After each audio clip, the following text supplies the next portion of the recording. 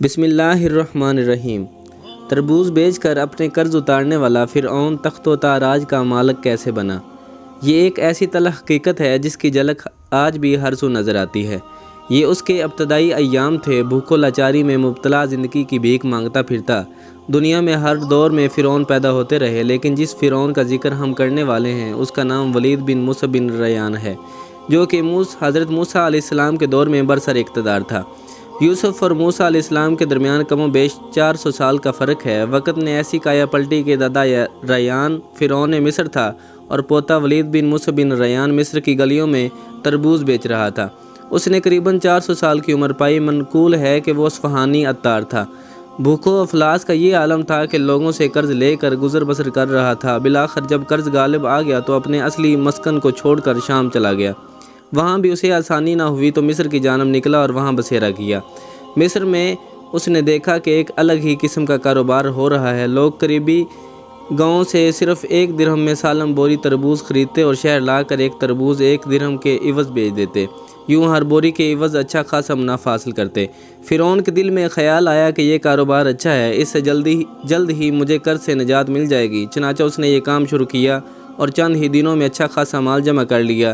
ایک دن ایسا ہوا کہ شہر میں اچانک وبا پھیل گئی اور لوگوں کی اموات معمول سے زیادہ ہونے لگیں۔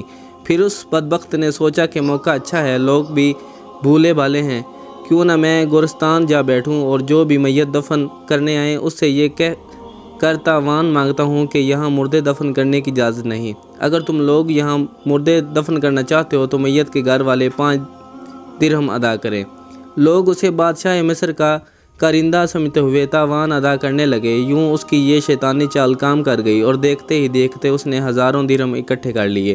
بالآخر ایک روز کچھ لوگ اکٹھے ہو کر آئے اور انہوں نے تاوان دینے سے انکار کر دیا۔ یہ بھی ضد کر بیٹھا کہ بلا تاوان یہاں میت دفن نہیں کر سکتے۔ معاملہ نے طول پکڑا تو بات بادشاہ مصر تک پہنچ گئی۔ بادشاہ نے اسے طلب کیا اور پوچھا کہ تم کس کی اجازت سے تاوان مانگ رہے ہو؟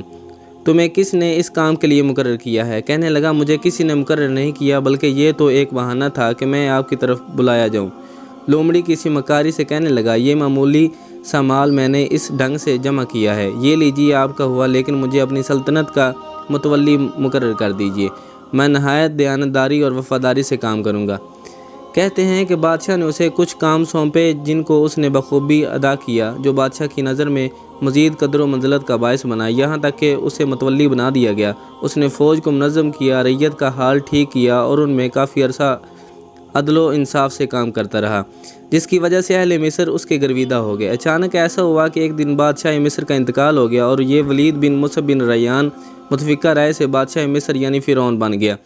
جیسے جیسے وہ اپنی سلطنت کے عروج کو پہنچا، پورا مصر اس کا غلام بنتا چلا گیا۔ ایک روز اس نے خواب دیکھا کہ ایک آگ جو کہ بیت المقدس سے آئی ہے اور مصر کو احاطہ کرتے ہوئے قبطیوں کو مصر سے نکال دیتی ہے، لیکن بنی اسرائیل کو کچھ نہ کہا۔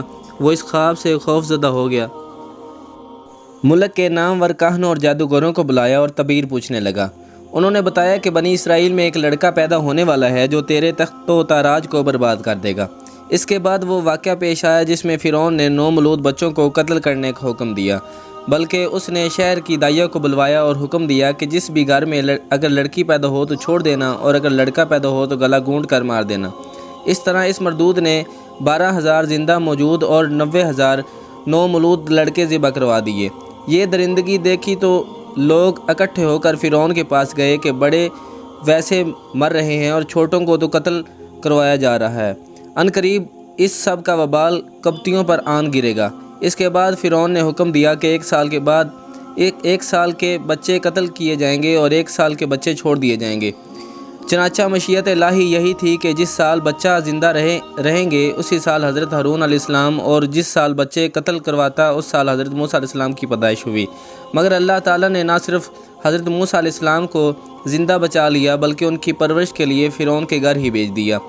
دوستو، تاریخ نے وہ وقت بھی دیکھا کہ جب یہی فرعون موسیٰ علیہ السلام کے قتل کے لیے دریا برد ہو گیا، اور بے شک یہ اللہ تعالیٰ ہی ہے کہ جس نے ایسے واقعات بطور عبرت محفوظ رکھے تاکہ لوگ نصیحت حاصل کریں کہ کس طرح خدائی کاموں میں مداخلت کرنے والے نشان عبرت بن جاتے ہیں۔ سب مل کر دعا کریں کہ اللہ تعالیٰ ہمیں اپنے نیکوکاروں میں شامل فرما لے اور ہدایت سے سرفراز فرمائے۔